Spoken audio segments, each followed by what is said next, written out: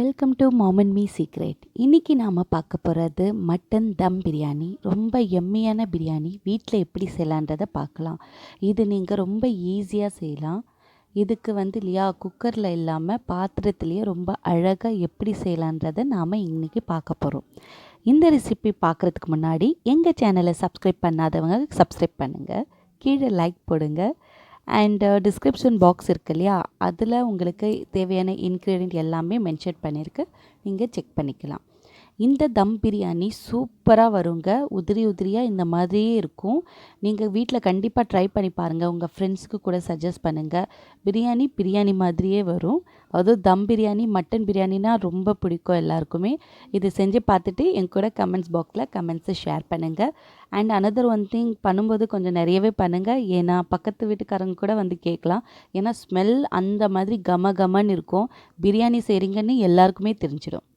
Okay friends, இப்போ நாம் இன்க்ரீடியண்ட்டை பார்க்கலாம்.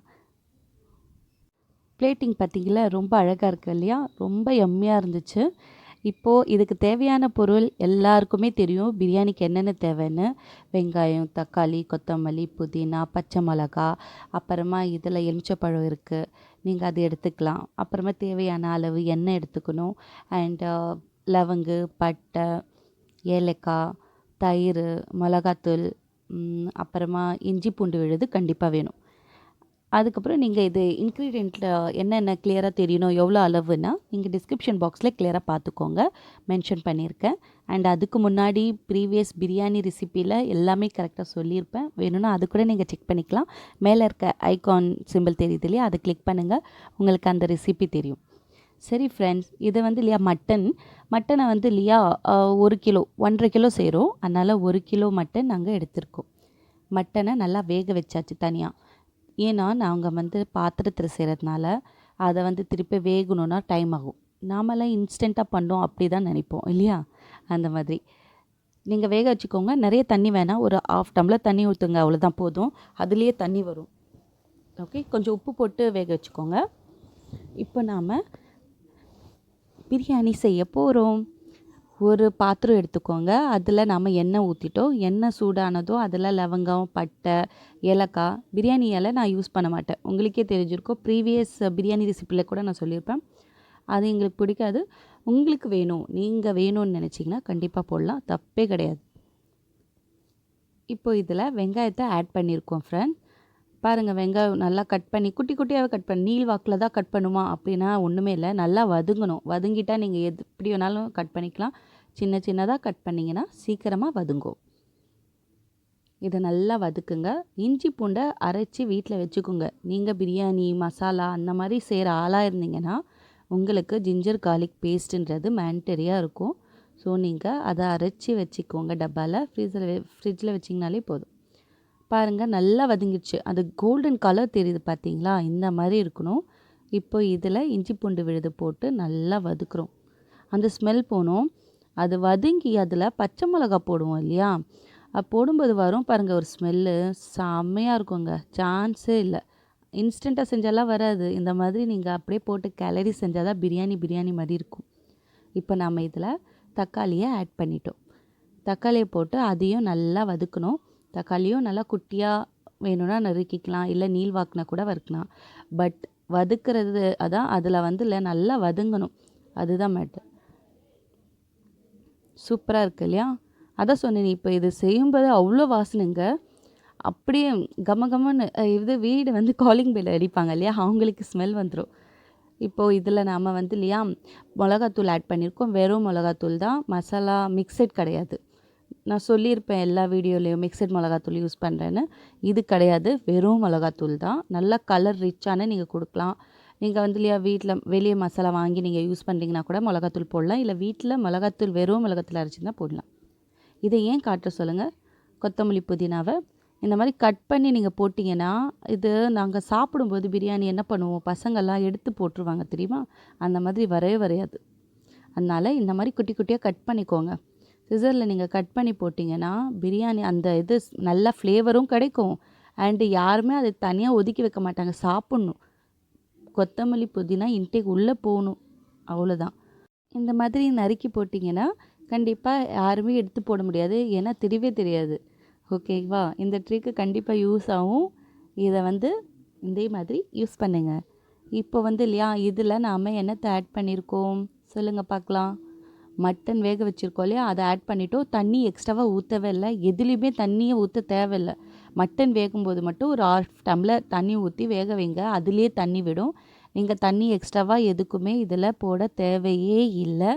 நீங்கள் வந்து ஐயோ எனக்கு அளவு தெரியல, இந்த பிரியாணி அரிசிக்கு அளவு தெரியல, தண்ணி வந்து குழஞ்சிருச்சு, அந்த பேச்சுக்கே இடம் இல்லை. இந்த தம் பிரியாணி செய்யும்போது உதிரியாக இருக்கும். இப்போ தேவையான அளவு உப்பு போட்டிருக்கோம். இப்போ உப்பு போட்ட அப்புறம் நல்லா கிளறி விடுறோம். அவ்வளோதாங்க. இப்போ பாருங்கள், நல்லா அதுக்கு நல்லா மிக்ஸ் ஆகணும்.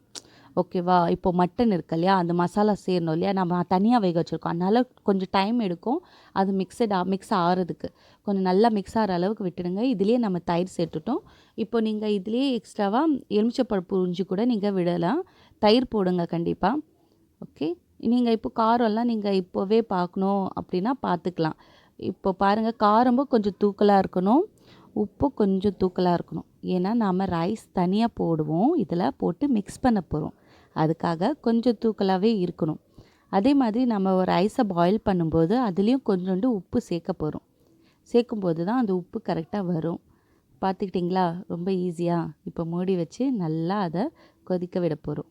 மிக்ஸ் ஆகட்டும். இப்போ நாம் அரிசி எடுத்தாச்சு, நல்லா களைஞ்சி அந்த தண்ணியை எடுக்கணும். நீங்கள் ஒரு 2-3 வாட்டர் நல்லா விடுங்க, ஏன்னா மேலே இருக்க அந்த இதெல்லாமே போகும். ஓகேவா? இந்த மாதிரி நாம் எப்போவுமே யூஸ்வலாக பண்ணுறது தான், பெரிய விஷயம் எதுவுமே கிடையாது.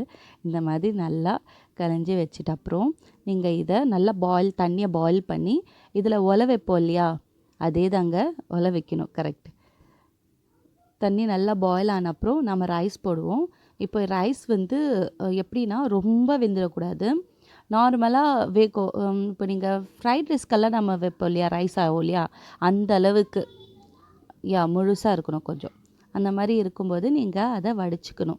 இப்போ நான் காட்டுற பாருங்கள். அதில் இது என்ன பண்ணாங்கன்னு பார்க்குறீங்களா, ரைஸ் அந்த பாத்திரத்தில் ஒட்டியிருக்கோம் இல்லையா, அதுக்கு அந்த தண்ணி ஊற்றி எடுத்து போட்டோன்னா அந்த ரைஸ் எல்லாம் வந்துடும். வேஸ்ட் பண்ணக்கூடாது. அதுவும் எங்கள் அம்மா ஒரு பருக்கை கூட வேஸ்ட் பண்ண மாட்டாங்க. இப்போ இதில் நம்ம கொஞ்சோண்டு உப்பு போடுறோம். இது வந்து எதுக்கு போடுறோன்னா, இல்லைனா வந்து இல்லையா ரைஸில் உப்பே சேர்ந்துருக்காது. இப்போ மசாலாவில் நாம் உப்பு சேர்த்துட்டோம், இதுலேருந்து கொஞ்சோண்டு உப்பு தான் சேர்க்குறோம். ஓகே, இப்போ பாருங்கள், அரிசி நல்லா வெந்து வரும். கொஞ்சோண்டு இப்போ பாதியாக மூடி வைங்க, அப்போ தான் நமக்கு தெரியும். இப்போ பாருங்கள், நல்லா முழுசாக இருக்குங்களா.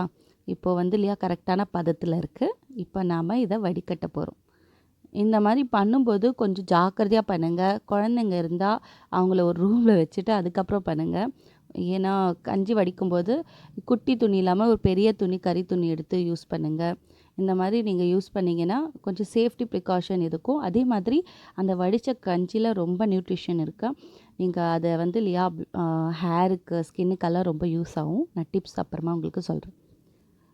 இப்போது அவ்வளோதான். இப்போ நம்ம ஃபஸ்ட்டு மசாலா செஞ்சு வச்சுருந்தோம் இல்லையா, அதை வந்து இல்லையா சிம்லேயே இருக்குங்க, ஆஃப் எல்லாம் பண்ணல, ஸ்டவ் சிம்லேயே வச்சுருப்போம். இப்போ அப்படியே அது ரைஸ் வடிகட்டி ரைஸை தூக்கி அதே மசாலாவில் போட்டு அழகா மசாலா அண்டு ரைஸ் ரெண்டுமே மிக்ஸ் ஆகும். இப்போ பாருங்களேன் எப்படி மிக்ஸ் பண்ணுறாங்கன்னு. அப்படியே போட்டு கலக்காமல் எவ்வளோ அழகாக மிக்ஸ் பண்ணுவாங்க பாருங்கள். மேலேருந்து கீழே எடுத்து விடுவாங்க. இந்த மாதிரி விடணும், இல்லைன்னா ரைஸு உடஞ்சிடும். அதுக்காக தான் இந்த டெக்னிக். இந்த ட்ரிக்ஸை கண்டிப்பாக யூஸ் பண்ணுங்கள், அப்போ தான் உங்களுக்கு சூப்பராக வரும். மேலே இப்போ ஒரு கரண்டி விட்டு அதை அப்படியே தூக்கி மசாலா மேலே போடுறேன். அப்படியே நீங்கள் கிண்டுனீங்கன்னு வச்சுக்கோங்க, ரைஸ் தனித்தனியாக ஆகிடும், வராது. அப்புறமா தம் பிரியாணியாக இருக்காது, குழஞ்ச பிரியாணியாக மாறிடும். ஓகேவா? இந்த மாதிரி நல்லா மிக்ஸ் பண்ணி விட்டுட்டு மேலேருந்து கீழே அழகாக அதே மாதிரி பண்ணி இப்போ ஃபுல்லாக வந்து இல்லையா செட்டில் பண்ணுறாங்க. இப்போ இதில் நம்ம வந்து இல்லையா கேசரி பவுடர் கலர் சேர்க்க போகிறோம். ஓகே, கலரை பாருங்கள், தண்ணி ஊற்றியெல்லாம் ஊற்ற தேவையில்லை, நீங்கள் கலரை மேலே அப்படியே தூவி விடலாம். இது எப்படி இருக்குது, அவ்வளோ தெரியவே இல்லைல்ல. இது ட்ரிக்ஸ் நம்பர் 3. இந்த மாதிரி நீங்கள் போட்டுட்டு இதுக்கு மேலே ஒரு வெயிட் வைக்கணும். தம்முக்கு, தம் பிரியாணி இல்லையா, தம் கொடுக்காமல் எப்படி செய்கிறது. மேலே வந்து இல்லையா ஃபஸ்ட்டெல்லாம் அந்த கறி இருக்கும் இல்லையா, அடுப்பு கறி, அது மேலே வைப்பாங்க. நாம் தான் ஸ்டவ்வில் செய்கிறோமே, எங்கேருந்து கறி இருக்கும். அதனால் நம்ம வெயிட் மேலே வந்து ஒரு பாத்திரம் வச்சு அது மேலே வெயிட் வச்சிட்டோம். இப்போ பாருங்கள், அந்த கேசரி பவுடர் கலர் எப்படி இருக்குது பார்த்தீங்களா, செம்மையாக டார்க்காக இல்லை. ஃபஸ்ட்டு போடும்போது தெரியவே இல்லையா. இப்போ பார்த்தீங்கன்னா தான் ஒன்றில் கலர் இருக்கும், ஒன்றில் கலர் இருக்காது. சூப்பராக பிரியாணியோட ஸ்ட்ரக்சர் கிடைக்கும். இதுதான் ட்ரிக்ஸ். இது கண்டிப்பாக நீங்கள் யூஸ்ஃபுல்லாக இருக்கும்னு நினைக்கிறேன். இதே மாதிரி ட்ரை பண்ணுங்கள், வீட்டில் சூப்பராக வரும். இப்போ வந்து மிக்ஸ் பண்ணணும். இப்போ மிக்ஸ் பண்ணுறது தான் மேட்டரே. நல்லா மிக்ஸ் பண்ணணும், மேலேருந்து கீழே எடுத்து எடுத்து விடணும். கொஞ்சம் கை வலிக்கும். 1.5 கிலோ நீங்கள் செய்யும்போது ஒரு 1/2 kg செஞ்சு பாருங்கள் ஃபஸ்ட்டு. ஈஸியாக இருக்கும் கிளறது. இது 1.5 கிலோ கறி, ஒரு 1 கிலோ அப்படி இப்படின்னு 2.5 கிலோ ஆயிடுச்சு. பட் நம்ம 1.5 கிலோ தானே சொல்லுவோம். இது கொஞ்சம் வேலை தான், மிக்ஸ் பண்ணுறது தான் கொஞ்சம் வேலை. ஆனால் ரொம்ப சூப்பராக வரும். மட்டன் பிரியாணி நீங்கள் தம் பிரியாணி செஞ்சு பாருங்கள், ரொம்ப நல்லாயிருக்கும். அவ்வளோதான் பாருங்கள், நல்லா மிக்ஸ் பண்ணுறாங்க. நிற்க முடியல, இங்கே வீடியோ பிடிக்க முடியலன்னா பார்த்துக்கோங்க. அவ்வளோ ஸ்மெல்லாக இருக்குது, சாப்பிடணும் போல் இருக்குது இப்போவே. இப்போது இதில் கீ வந்து லாஸ்ட்டில் நீங்கள் ஆட் பண்ணுங்கள். கீ போடுங்க, சூப்பராக இருக்கும்.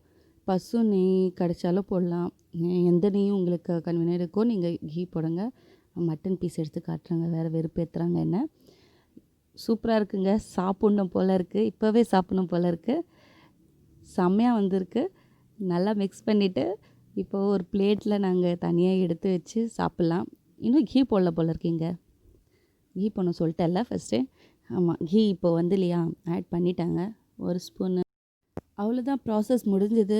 எல்லாமே ஃபுல்லாகவே கம்ப்ளீட் ப்ராசஸ். ஃபஸ்ட்டு நம்ம என்ன பண்ணோம், மசாலாவை தயார் பண்ணி வச்சுக்கிட்டோம். அதுக்கு முன்னாடி மட்டனை வேக வச்சுட்டோம். ஓகேங்களா, மசாலாவில் ரைஸ் போட்டு நல்லா மிக்ஸ் பண்ணிட்டோம். அப்புறம் லாஸ்ட்டில் கீ விட்டாச்சு. அவ்வளோதான், கம கம பிரியாணி ரெடி. இந்த எம்மியான ரெசிபி கண்டிப்பாக வீட்டில் ட்ரை பண்ணி பாருங்கள். ட்ரை பண்ணி பார்த்துட்டு எப்படி இருந்துச்சு எங்கள் கூட கமெண்ட்ஸ் ஷேர் பண்ணுங்கள். அண்ட் லைக் பண்ண மறந்துடாதீங்க, சப்ஸ்கிரைப் பண்ணுங்கள், கீழே இருக்க பெல் ஐக்கானை கிளிக் பண்ணுங்கள். அப்போ தான் எங்கள் நோட்டிஃபிகேஷன் உங்களை தேடி வரும். Thank you friends.